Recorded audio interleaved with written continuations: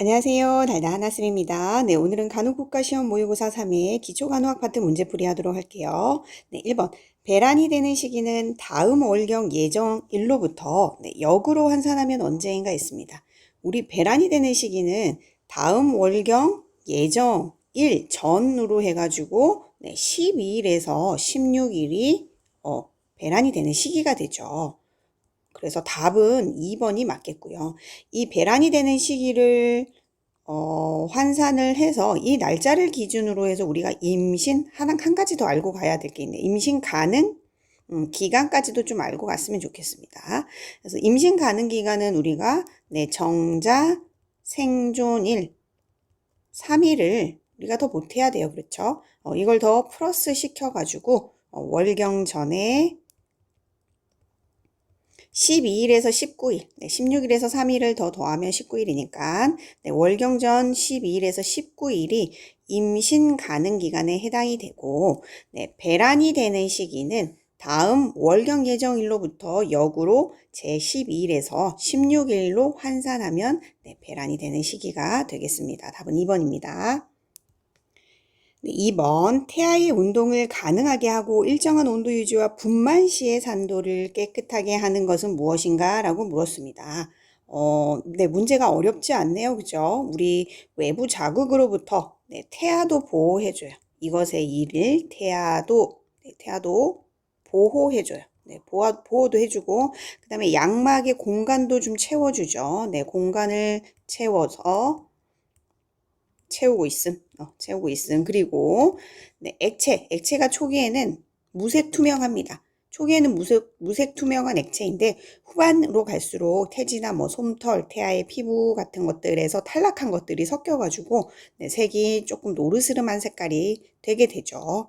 평균 정도로는 600cc 정도 돼요.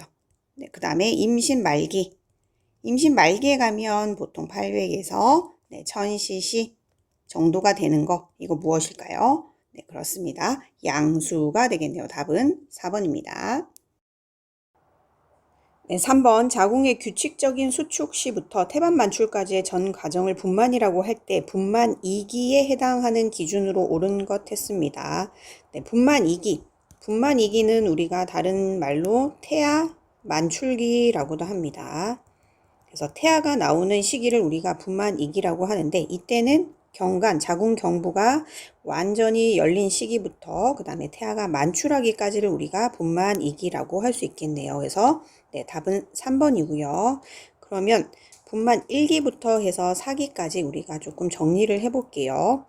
분만 1기는 우리가 열리는 시기라고 해서 개구기라고 합니다. 이때는 규칙적인 우리가 자궁 수축이 있고요. 이 자궁 수축이 있는 시간으로부터 그 다음에 경관이 완전히 열리는 경관 완전 개대기까지를 우리가 분만 1기라고 하겠어요. 그래서 10에서 11cm 정도 열리는 시기 분만 1기가 되겠고요. 분만 2기는 태아가 이제 나오는 시기이고 그 다음은 분만 3기 분만 3기는 이제 태아가 나오고 나면은 태반이 만출되는 시기라고 해서 태반 만출기입니다. 그래서 태아가 나오고 만출되고 난 후부터 태반이 만출되는 시기까지 태반이 만출되는 시기까지를 우리가 분만 3기라고 할 수 있겠습니다. 마지막으로 분만 4기 4기는 회복기가 되겠네요. 태아가 나오고 그 다음에 태반까지 만출되고 나면은 분만 후에 출혈이 이제 생기지 않고 출혈이 중지되고 회복되는 시기까지가 우리가 분만 4기라고 했습니다. 그래서 3번에서는 분만 이게 태아 만출기에 대한 물음이기 때문에 답은 3번이 되겠습니다. 4번 DTaP 접종으로 예방이 가능한 질환으로 옳은 것 했네요. DTaP는 어떤 질병명을 영어로 이렇게 줄여놓은 건데요. D는 디프테리아를 얘기합니다. 디프테리아 이렇게 D를 이렇게 줄여놓은 거고요. 그 다음에 T는 우리 테타뉴스에서 T가 빠졌네요.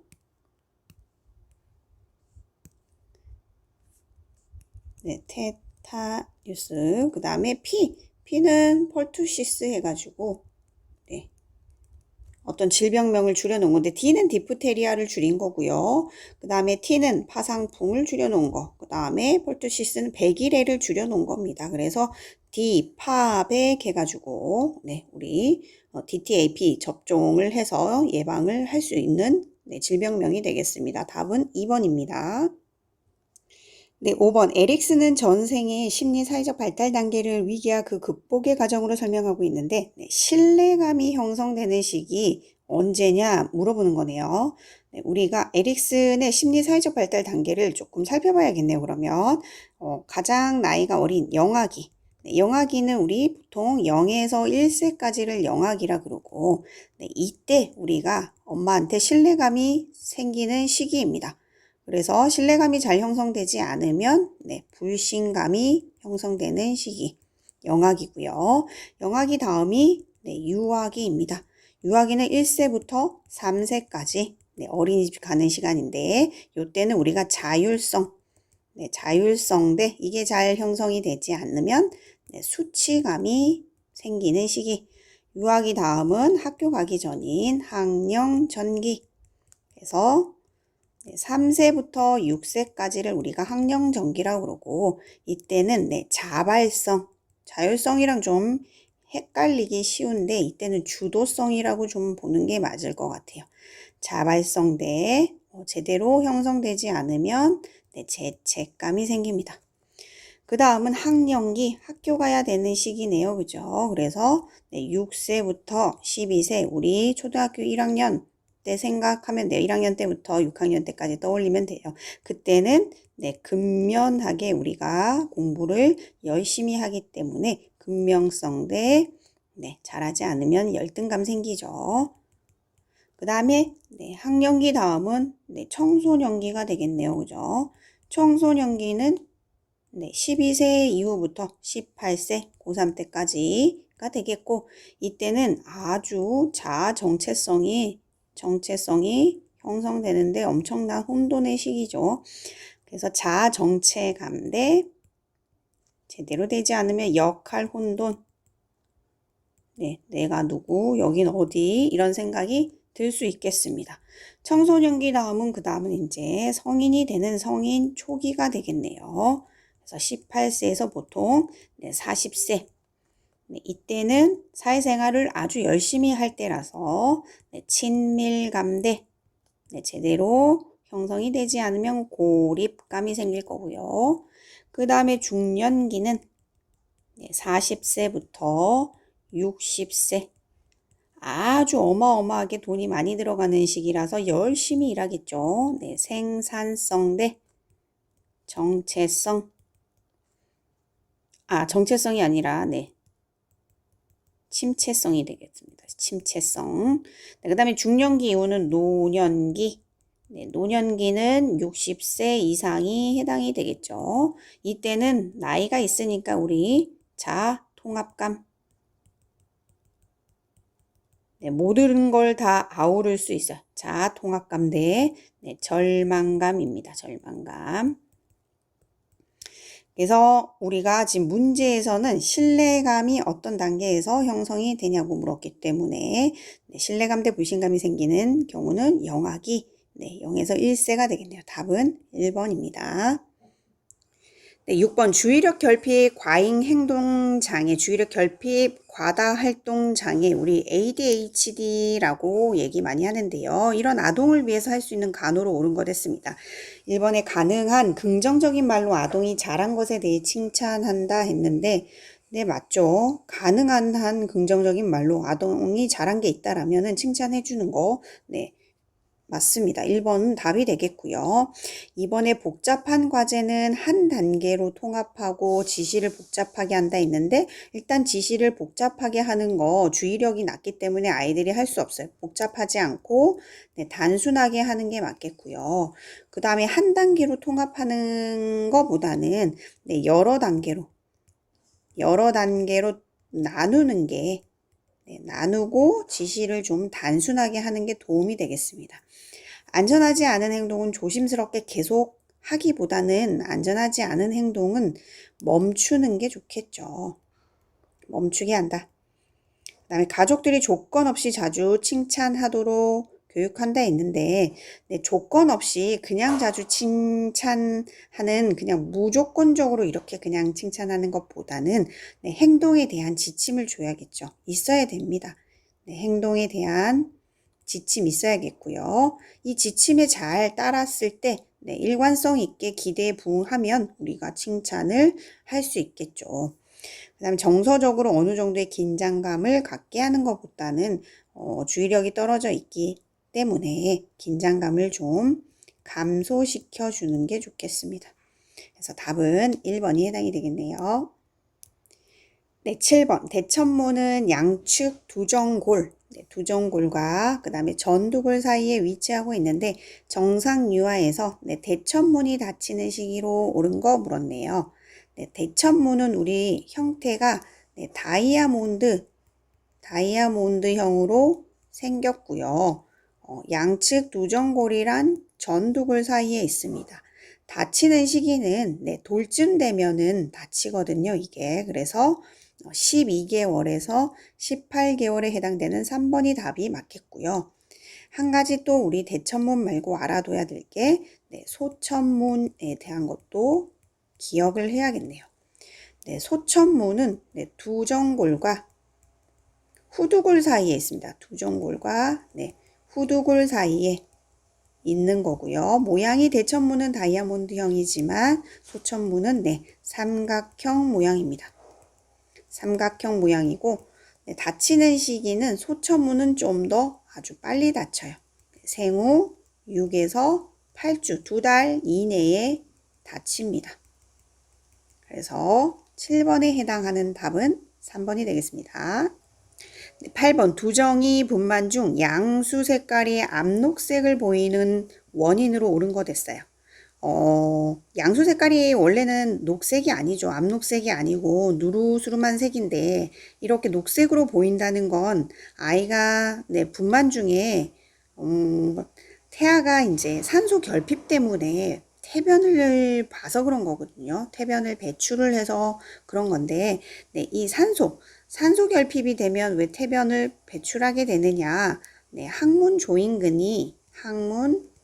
조임근이 이완이 되면서 대변이 나와요. 그래서 산소 결핍으로 인해서 아이가 태변을 배출하게 되면서 색깔이 암록색으로 보이게 되겠습니다. 그래서 답은 2번이 해당이 되겠습니다. 네, 9번 태어난 지 2시간이 된 미숙아가 호흡곤란과 흉부 암몰이 있을 때, 함몰이 있을 때 우선적으로 시행해야 할 간호로 옳은 건 물었네요. 네, 미숙아는 보통 우리가 37주 미만으로 재택기간이 출생한 신생아를 말하죠. 그래서 이런 미숙아는 흉곽복도 좀 약하고요. 그 다음에 들숨 이렇게 하고 흡기라고 하죠. 들이쉴 때 흉골 부위 함몰이 일어날 수 있습니다. 특히나 이제 체중이 더 적게 나가는 1.2kg 좀 적게 2kg 이하로 적은 아이들 미숙아는 이런 간헐적인 호흡을 하는 경우가 있는데 이것 자체가 이제 호흡 중추가 미숙해서 그렇습니다. 그래서 태어난 지 2시간밖에 안 된 이런 미숙아가 무호흡을 한다. 아니면 뭐 흡인을 했는데도 개선되지 않고 뭐 청색증이 생긴다. 흉골 함몰이 있다. 뭐 호흡 장애가 있다. 이럴 때는 기도 유지해 주는 겁니다. 기도 유지해 주고 분비물 제거해 주고 그런 다음에 뭐 산소 공급을 해주던지 할 수 있겠죠. 그래서 우선적으로 해줄 것들은 이렇게 호흡장애가 나타났다. 2시간 된 미숙아가 호흡장애가 나타났다. 기도 유지하고 분비물 제거해준다가 답이 맞겠습니다. 답은 2번이네요. 10번 개도수를 받은 환자에게 머리 부분에 침대를 올려주는 이유. 침대머리에 올려주는 이유는 무엇인가? 머리 쪽에 수술을 받았대요. 그러면은 머리 쪽에 압이 올라갈 수 있겠죠. 그걸 내압, 머리 안쪽에 압력이 상승하는 걸 예방하기 위해서 우리가 침대 머리를 한 30도 정도 올려줄 수 있겠습니다. 그래서 답은 2번의 뇌압 상승 예방이 되겠습니다. 11번 2번 환자가 자신의 검사 결과에 대해 질문할 때 간호조무사로서의 행동으로 옳은 거 됐습니다. 네. 검사 결과를 물어볼 때는 우리는 간호조무사쌤들이 할 수 있는 건 별로 없죠. 우리가 뭐 예후, 질병의 예후, 아니면 진단명, 뭐 아니면 치료에 대한 것들, 결과가 어떻게 대한 것들, 이런 것들은 네, 우리 업무가 아니에요. 그죠? 업무가 아니기 때문에 이걸 궁금해하는 걸 네, 담당 간호사에게 보고하면 되겠습니다. 아니면 주치의에게 궁금해하는 걸 환자가 이렇게 궁금해하는 것들을 상황을 보고하면 되겠네요. 그래서 답은 네, 1번이 되겠습니다. 네, 12번 백내장이나 녹내장 등 수술 직후에 꺼즈 안대를 수술한 눈꺼풀에 밀착하여서 붙이는 이유로 옳은 것은 했습니다. 이것은 그렇죠. 눈꺼풀 위에다가 네, 안대를 딱 밀착해서 붙이는 건 눈을 좀 쉬게 하려고 하는 겁니다. 그죠? 그래서 안구 운동을 네, 최소화하기 위해서다. 답은 5번이네요. 네, 13번 분만 중인 인부에게 효과적인 호흡 방법을 교육시키는 목적으로 옳지 않은가 했습니다. 네, 우리가 보통 분만 1기나 2기에 2기 동안에 우리가 호흡 방법을 산모에게 2기 동안 산모에게 교육을 시키는데요. 이 교육을 하는 목적은 아무래도 태아나 아니면 인부에게 산소를 첫 번째로는 공급을 하기 위해서겠죠. 그래서 3번에 태아에게 산소를 공급하고 인부에게 산소를 공급한다는 맞고요. 그죠? 1번에 근육 긴장에 의한 산소 소모량을 감소시키는 거 맞습니다. 그죠? 그리고 호흡에 집중을 해서 진통으로부터 주의를 좀 분산시켜 가지고 통증을 조금 완화시키는 방법도 또 맞겠습니다. 4번에 그러면 나오는 자궁 수축을 촉진하기 위해서는 아니다. 4번은 아니겠고요. 그 다음에 이제 자궁 수축이 되면 허열이 오면서 이제 통증이 좀 생길 수 있죠. 그래서 이 자궁 수축으로 인한 허열성 통증도 좀 완화시키기 위해서 우리가 호흡을 교육을 한다. 그래서 아닌 거는 답이 4번이 되겠습니다. 14번 수혈을 받은 환자가 요통, 두통, 그 다음에 오한 이런 증상들을 호소해요. 수혈을 받는다는 건 피를 수혈받는 건데 이때 간호조무사가 가장 먼저 취해야 할 조치로 옳은 것은 이것은 증상들이 수혈 중에 이상 반응이 오는 거다. 그죠? 이상 반응, 부작용 같은 겁니다. 더 증상이 심해지면 안 되겠죠. 그렇죠? 그렇기 때문에 이런 증상, 이런 요통, 두통, 오한 말고도 뭐 호흡곤란 심하면 숨 쉬는 거 굉장히 힘들어지고요. 두드러기도 날 수 있고 혈압도 떨어지고요. 그죠? 그 다음에 뭐 혈뇨나 이런 증상들이 올 수 있어요. 이런 증상들이 왔을 때는 당연히 즉시 수혈을 중지하고 의사나 간호사에게 보고해야겠습니다. 그래서 답은 1번이 아니라 2번, 즉시 간호사나 의사에게 알린다가 되겠네요. 2번이 답입니다. 15번 손끝, 입술, 발가락 등 신체의 말초 부위가 푸르게 파란색을 띠는 청색증이 발생하는 원인으로 옳은 것은 했습니다. 이런 증상이 생기는 건 산소가 결핍됐을 때 우리 조직에서 산소가 부족할 때 생기는 증상이겠어요. 그죠? 산소 결핍이 생기는 이유는 당연히 혈액 내에 부적당한 가스 교환, 기체 교환이 잘 안 돼서 그렇습니다. 산소랑 이산화탄소를 잘 주고받아서 혈중의 산소 농도가 적절하게 유지가 돼야 되는데 그렇지 않고 산소가 부족하게 되면서 오는 증상이니까 답은 3번이 되겠습니다. 16번 분만 예정일 계산 시 반드시 알아야 할 사항으로 옳은 것은 했습니다. 분만 예정일을 계산을 하려면 일단 마지막에 월경을 언제 시작했는지 알아야겠어요. 그죠? 그래서 마지막에 월경을 시작한 날을 알아야지만 분만 예정일을 계산할 수 있어요. 그래서 최종 월경을 했던 월경 시작 날에서 월에다가 우리가 플러스 9를 하거나 아니면 9를 더했는데 12가 넘어간다 그러면은 3을 빼줘야 되죠. 그래서 그렇게 해서 몇 월인지를 구해야 되고요. 그 다음에 1에다가 플러스 7을 해서 며칠에 우리가 분만을 하게 될 건지 날짜를 계산을 하게 되죠. 그래서 알아야 될 거는 마지막 월경 시작한 날을 알아야 된다. 답은 2번입니다. 17번 당뇨병 환자는 신체 말초 부위에 상처가 나지 않도록 각별하게 주의를 해야 됩니다. 적절한 발간호에 대한 설명으로 옳은 거 있어요.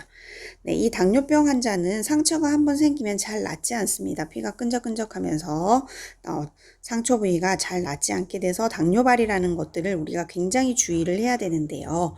그래서 보기에서 보면 1번에 발톱을 일자로 자른다. 네, 맞습니다. 그죠? 네, 손톱은 둥글게 발톱은 일자로 자르는 거 맞고요. 2번 티눈이나 각질을 잘라준다 했는데 우리가 티눈이 발생했다. 그러면 어떻게 해야 돼요? 네, 병원 가서 해야 되죠. 병원 진료를 받아야 되고요. 3번 신발은 발에 꼭 끼게 신는다 했는데 꼭 끼는 신발 신지 않는다. 4번 여름에는 통풍을 위해 샌들을 신는다 했는데 샌들 신고 다니다가 상처 생길 수 있습니다. 그래서 신지 않습니다. 5번 혈액순환 촉진을 위해 더운 물 주머니를 데워준다 했는데 더운 물 주머니를 데워주게 되면 이러다가 우리가 화상을 입게 될 수도 있고 그 다음에 조직이 손상이 올 수도 있습니다. 이렇게 되면 상처가 생겨서 굉장히 위험해지겠죠. 그렇기 때문에 얘도 답이 안 돼서 답은 1번이 맞겠습니다. 18번 분만 시 아두가 엄마의 골반을 통과할 수 있느냐를 결정하는 데 중요한 경선은 물었네요. 그죠? 분만을 할 때 아이가 골반을 빠져나와야 되는데 이 골반을 빠져나올 수 있는지 없는지를 볼 때는 극이라는 곳이 있습니다. 여기 골반에 이게 좌골이잖아요. 그죠? 우리 해부학 시간에 배웠습니다. 이게 골반의 구조에서 이렇게 넓적하게 생긴 곳이 우리가 장골이라고 그러고 이쪽 부분이 치골입니다. 누웠을 때 만져지는 부분 여기가 치골 그리고 의자에 앉았을 때 이렇게 딱딱하게 만져지는 여기가 좌골인데 좌골에서도 여기 튀어나온 여기 부위가 좌골극입니다.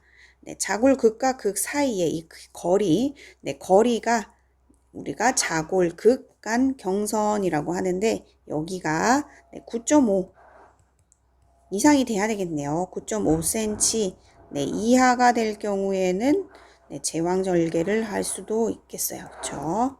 그렇기 때문에 좌골극 간 경선이 중요하겠습니다. 답은 1번입니다.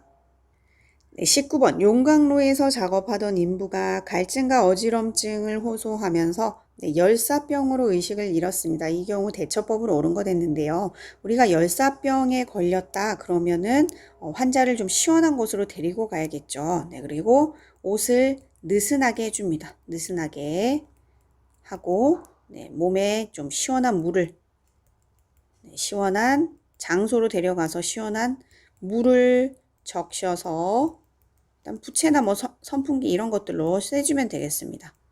선풍기 등으로 식혀주면 되고요.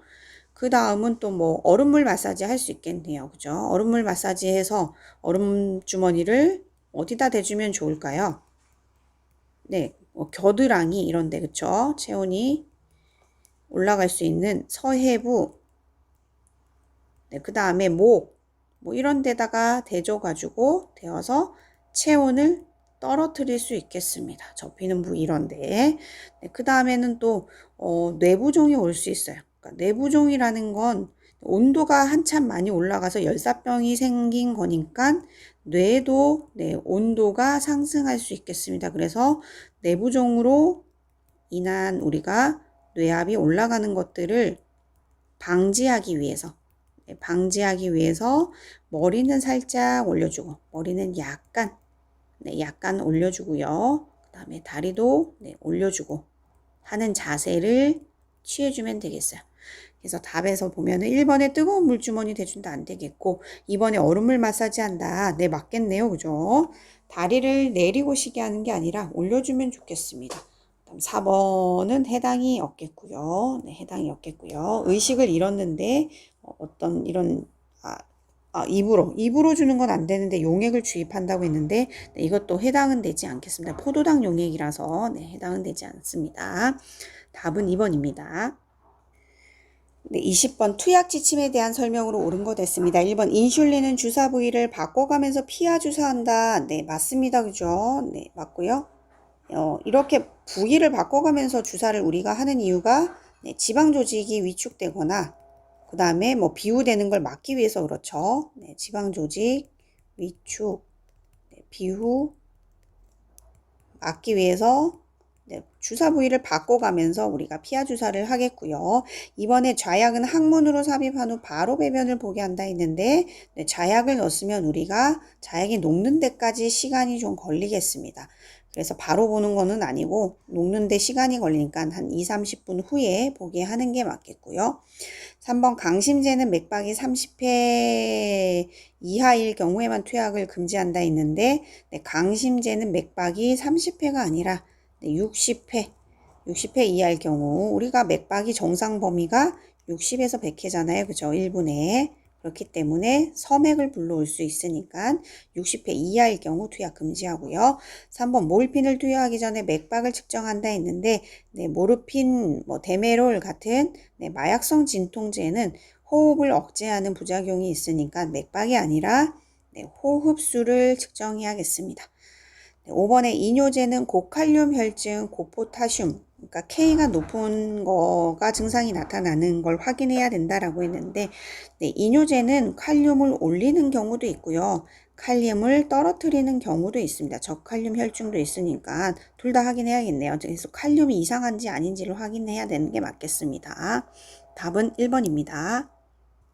네, 21번 생명이 직접 관여하는 중추인 심장, 혈관, 운동, 연화, 삼킨, 구토가 있는 뇌의 부분, 네, 생명과 관련되어 있는 것, 네, 호흡, 이것 말고도 제일 중요한 건, 네, 호흡, 맥박, 이런 것과 관련 있는 거, 생명에 영향을 미치는 뇌의 부분은, 그렇죠, 숨뇌입니다. 3번에 연수라고 하는 숨뇌.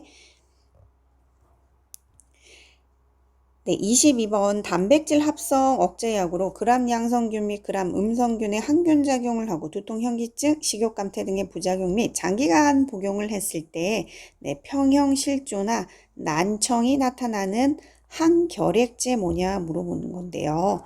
네, 귀에 문제가 생기는 난청이 생기는 약은 여기에서 답은 이제 3번입니다. 스트랩토마이신인데 지금 현재 책에서는 스트랩토마이신에 대한 얘기는 없죠. 그리고 이 스트랩토마이신 자체가 과거에 우리가 결핵 치료를 할 때에 그 치료 과정에서 표준 치료약으로 사용을 했지만 현재는 지금 제외돼서 사용하고 1차 약으로 사용하고 있지 않습니다. 근데 이제 주사제로 만약에 스트랩토마이신 같은 걸 사용하게 될 때 이제 다제 내성 결핵이라고 하는 이 결핵이 내성이 생기는 결핵균들이 있어요. 그런 결핵일 때 환자한테 주로 사용하게 되고요. 부작용이 그래서 부작용 정도만 좀 알아두시면 좋을 것 같긴 하겠네요. 난청, 귀에 문제가 생깁니다. 청각장애.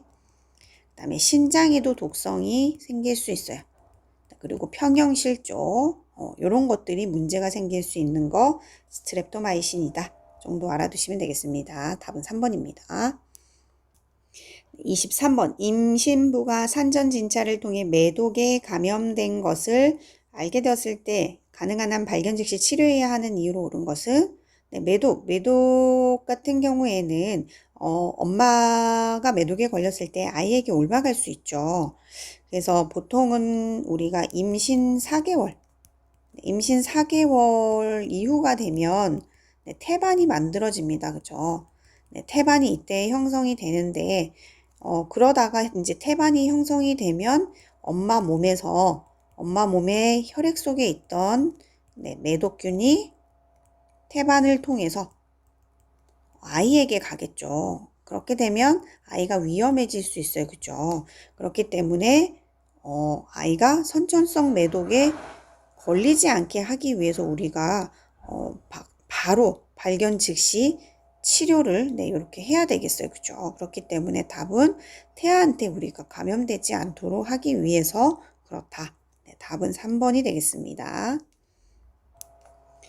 24번 생후 6개월 된 아이에게 실시되었을 예방접종끼리 묶인 거 됐습니다. 6개월이 됐을 때 아이가 어떤 예방접종을 하고 있느냐라는 건데요. 표를 보면서 조금 정리를 해볼게요. 우리가 아이가 태어나면은 보통 016 스케줄로 해서 제일 먼저 맞는 게 B형 간염이겠습니다. 그래서 출생 후 0, 1, 6개월 때 B형 간염을 맞게 되고요. 그 다음에 4주 이내에 우리가 BCG 결핵 예방접종을 하게 되죠. 그리고 2개월 때에는 폴리오, 그 다음에 디파백, 폐렴구균, 로타바이러스 이렇게 맞게 되고요. 그래서 요거 기억할 때 폴리오씨가 디파백 예방접종하고 폐렴구균, 폐렴이랑 로타바이러스 막았대. 뭐 이렇게 기억을 좀 하면 도움이 될 것 같다라고 했었어요. 그 다음에 4개월 때는 이거 2차를 맞아요. 2차.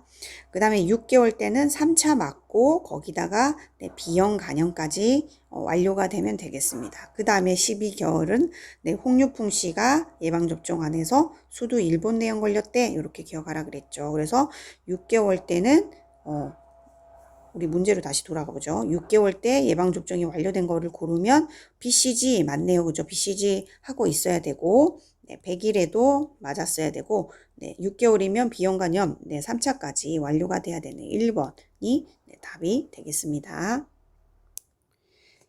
25번 우리나라는 OECD 국가 중에 노인과 관련한 두 가지 부분에서 1위를 기록했다. 하나는 노인 빈곤증 비율이며 다른 하나는 노인 자살률이다. 이와 관련하여 노인 우울증에 대한 설명으로 옳은 거 물었습니다. 1번에 여성보다 남성 노인에게 흔하다 했는데 노인 우울증은 보통 여성에게 좀 더 많습니다. 여성에게 좀 더 많고요. 노인이 아니라 남성보다는 여성이 좀 많고 2번 노인 우울증은 정신력으로 극복하는 것이 좋다 했는데 이것은 정신력으로 극복할 수 있는 게 아니죠. 그래서 약물 치료를 받아야겠고요. 3번 노인 우울증이 심할 경우 식욕 증진, 과다, 수면만을 동반한다 했는데 반대되는 증상들도 있습니다. 수면이 부족할 수도 있고요. 수면 부족이 올 수도 있고 식욕 증진이 아니라 식욕 부진도 올 수 있고요. 그죠? 체중 증가, 체중 감소, 불안, 자살 이런 증상들 올 수 있죠. 4번 배우자, 사랑하는 가족의 상실이 큰 원인이다. 이럴 수 있죠. 이것 때문에 우울증이 걸릴 수 있고요. 그 다음에 5번 우울증 노인은 알츠하이머 질환에 걸릴 가능성이 낮다. 우울증 같은 경우에는 우울증을 치료하지 않고 노인의 경우 계속적으로 장시간 우울증이 지속되다 보면은 치매로 갈 수가 있습니다. 그래서 치매 위험을 높이죠. 치매 위험을 높일 수 있어요. 그래서 답은 4번이 되겠습니다. 26번 골다공증으로 입원한 65세 남자가 골다공증이 여자에게만 오는 질환인 줄 알았는데 나 같은 남자도 걸릴 수 있다니 이해가 안 가요 라고 하자 이에 대한 대답으로 옳은 거 됐습니다. 골다공증은 보통은 여성들이 흔하기는 하죠.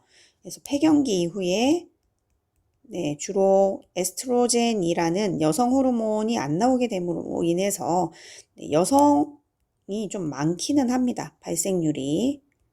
그렇지만 남성이 안 생기는 건 아니에요. 그래서 여성 노인에게서 더 많이 발생하긴 하지만 남성에게도 올 수 있습니다. 라고 이렇게 말할 수 있겠죠. 그래서 답은 5번이 되겠습니다. 27번 임산부가 산전간호를 받기 위해 왔을 때 마지막 월경 시작일이 2015년 7월 12일이라고 답변했다면 분만 예정일 언제냐고 묻는 거네요.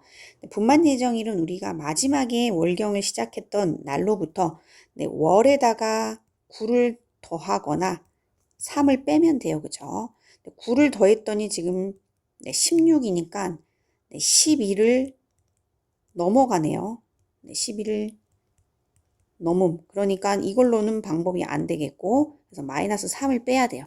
그래서 7에서 마이너스 3을 빼면 4월이 되겠네요. 그죠? 그리고 1에다가 우리 22에다가 7을 더하는 거니까 29, 1이 되겠습니다. 그래서 해는 바뀔 거고요. 2016년 4월 29일인 답이 2번이 되겠습니다. 네, 28번 분만 후 3일이 지났는데 우리 산모의 혈압이 120에 80이고 호흡은 28에 맥박이 92에 조금 빠르네요. 체온도 38도 2, 고열이 나고 있습니다. 이때 우리가 예상할 수 있는 증상으로 옳은 거 했습니다. 열이 나고 있어요. 그죠? 분만하고 3일이 됐다라는 건 분만 후에 3일이 지났는데도 이렇게 38도 이상의 고열이 난다라는 거는 어떤 감염을 의미할 수 있어요. 그래서 산후감염 이런 것들을 감염을 의심할 수 있겠네요. 그죠? 그래서 산후감염 자체가 이거 분만을 하고 산도 내에 뭐 생길 수 있는 세균성 감염을 얘기하는데 출산을 했는데도 3일이 지났는데 어느 정도 안정이 돼야 될 시기에 맥박도 빠르고 체온도 이렇게 고열로 나타난다는 거는 감염을 의심할 수 있겠습니다. 답은 1번이 되겠네요. 네, 29번 병동에서 근무하는 간호조무사가 부득이한 사정으로 근무 시간을 변경하고자 할 때 행동으로 옳은 거 있습니다. 네, 우리가 근무를 할 때 출퇴근 시간을 정확히 지키지 않으면 보통 다른 근무하는 사람한테도 피해를 줄 수가 있겠죠. 그래서 임의로 우리가 막 시간을 바꾸거나 하는 건 할 수 없고요. 변경을 해야 된다라고 하면은 우리는 간호관리자, 우리 윗사람한테 얘기를 하면 되겠어요. 관리자에게 보고해서 상의하고 사유를 얘기하고 조절을 하면 되겠죠. 그래서 4번에 나오는 가능한 한 일찍 간호관리자에게 이유를 설명하고 근무 시간을 변경하면 되겠습니다. 네, 30번 조기 파수된 인부가 응급실을 통해서 병실로 이송될 경우 급속 분만을 예방하기 위한 이송 방법으로 옳은 거 됐습니다. 네, 조기 파수가 됐다라는 건 조기 양막 파열이라고 하는데 양막 파수가 된 거죠. 조기 양막 파수. 네. 그러니까 분만이 아직 시작이 안 됐어요. 분만 진통 이전에 양막이 터진 거예요. 그죠? 파열이 된 겁니다.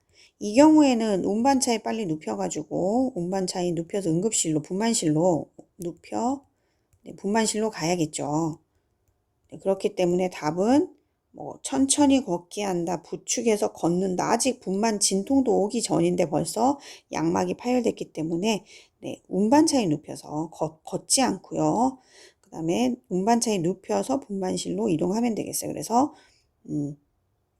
5번에 있네요. 그죠? 이동차, 운반차에 눕혀서 이동한다. 답은 5번이 되겠습니다.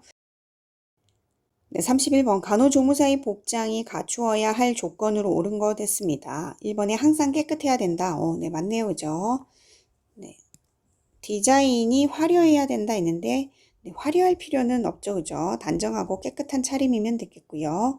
3번에 신발의 굽이 높아야 된다 했는데 낮아야겠습니다. 소리가 나지 않아야 되니까요. 일단 반드시 흰색이어야 한다 했는데 반드시 흰색일 필요는 없죠. 복장은 뭐 기관에 따라 아니면 그 직종에 해당되는 통일된 제복이면 되겠습니다. 그 다음에 5번에 어느 정도의 노출은 허용한다 했는데 노출은 허용하는 거는 우리 간호조무사는 항상 깨끗하고 단정한 차림으로 근무에 임해야겠어요. 그래서 5번은 안 되겠고 답은 1번입니다.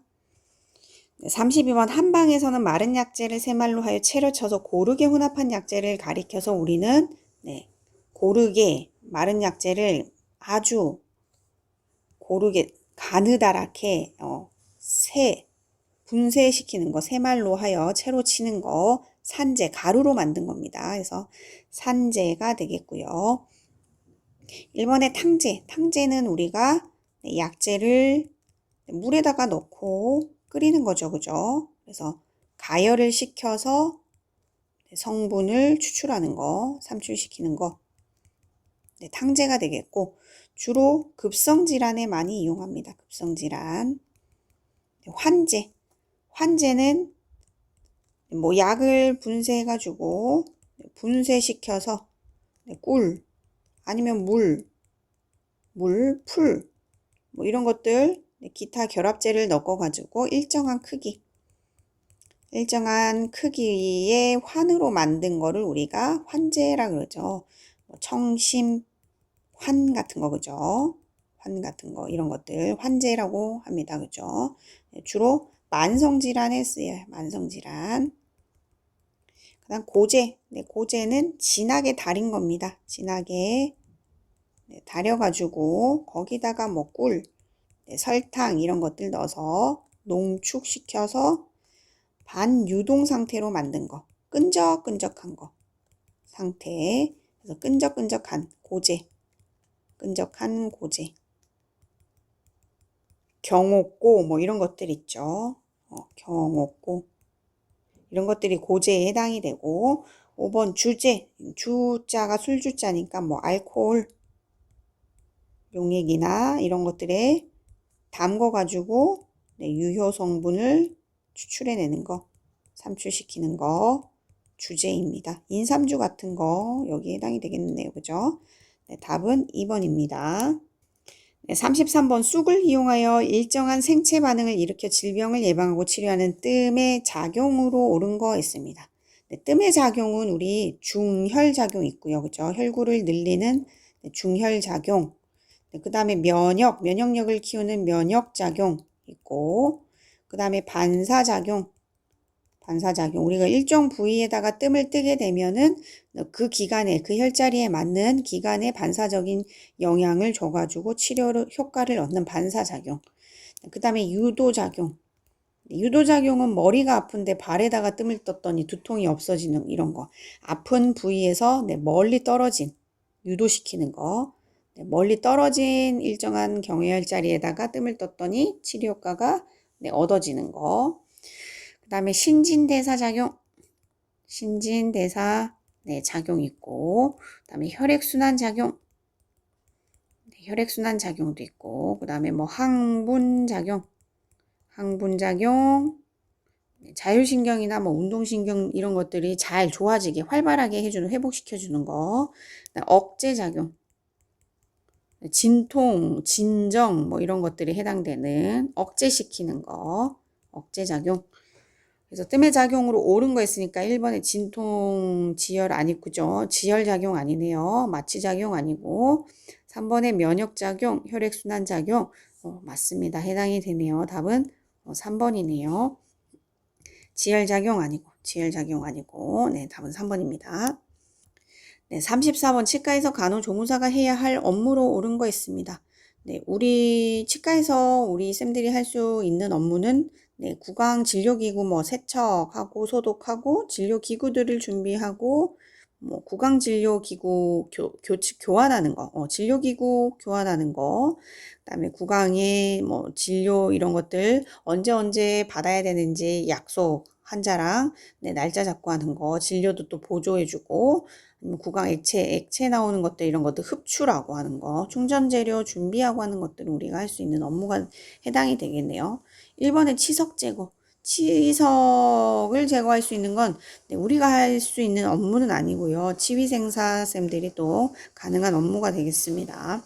2번에 진료실 기구 준비 및 진료기구 교환하는 거는 우리가 할 수 있는 일이고요. 치아 방사선 촬영도 치위생사쌤들이 할 수 있고 간호조무사쌤들이 할 수 있는 범위는 아니네요. 그다음에 4번에 환자에 대한 진료, 그 다음에 간단한 뭐 잇몸 치료 이런 것들은 우리가 할 일이 아니라 그죠. 의사쌤들이 치과 의사 선생님들의 업무가 되겠네요. 간단한 잇몸 치료 이런 것들. 답은 2번입니다. 35번 치아 주위 조직에 생기는 일체 질병을 예방하기 위한 구강관리 중 1차 예방으로 옳은 거 있습니다. 1차 예방이라고 하는 거는 우리 뭐 보건간호나 이런 데서도 배웠지만은 건강을 증진하고 예방하는 거죠. 생기지 않게, 질병이 생기지 않게 우리가 노력을 하는 거예요. 그러니까는 질환이 생기지 않게 노력을 할 수 있는 것들이 뭐가 있겠어요? 구강에 대한 보건교육, 교육해주는 거죠. 칫솔질 잘해야 됩니다 하면서 칫솔질, 양치질 이런 것들 알려주고요. 그 다음에 뭐 불소 도포해주는 것도 이런 것도 질병이 생기지 않게 해주는 거고 치아 사이에 네, 홈을 메워주는 거, 홈 메우기 이런 것들도 네, 충치 생기지 않게 만들어주는 거니까 1차 예방에 해당이 되겠습니다. 2차 예방은 보통 조기 발견, 조기 치료 뭐 여기에 해당이 되는 거죠. 조기 발견, 네, 조기 치료. 그다음에 3차 예방은 네, 더 나빠지지 않게 네, 잔존의 기능을 유지하는 거 아니면 재활 여기에 해당이 되겠죠. 그래서 1번에 양치질하는 거 그렇죠. 건강 증진 예방에 해당되는 네, 충치 생기지 않게 하는 거니까 맞겠고요. 네, 주기적인 검진 이거는 우리가 조기 발견 조기 치료에 해당이 되니까 2차에 해당이 되겠네요. 3번에 잇몸염 관리 이런 것들도 그죠. 치주병 관리 이런 것들도 관리하는 거니까 네, 2차에 해당이 되겠습니다. 2차 예방에 해당이 되겠고 5번에 부정교합 차단 맞물림 장애인 부정교합을 차단한다라는 건 부정교합이 아예 생기지 않도록 우리 이렇게 차단하는 행위이기 때문에 네, 1차에 해당이 되겠네요. 그죠? 근데 35번의 문제 자체는 그러니까 치아 주위 조직에 생기는 일체의 질병을 예방하는 거니까 우리 이 부정교합은 어떤 건가요? 그렇죠. 이거랑 관련 없죠. 치아 주위 조직이랑은 상관없어요. 치아의 뭐 배열, 그 다음에 위, 아래, 턱 문제잖아요. 그죠? 턱의 맞물림 장애이기 때문에 치아 주위 조직이랑은 상관이 없겠습니다. 그래서 네, 치아 주위 조직에 생긴 일체의 질병을 예방하기 위한 네, 1차 예방은 1번이 답이 되겠네요. 네, 오늘은 여기까지 하도록 하겠습니다. 영상이 조금이나마 도움이 되셨다면 구독, 좋아요를 눌러주시면 제가 다음 영상을 만드는데 아주 큰 힘이 되겠습니다. 감사합니다.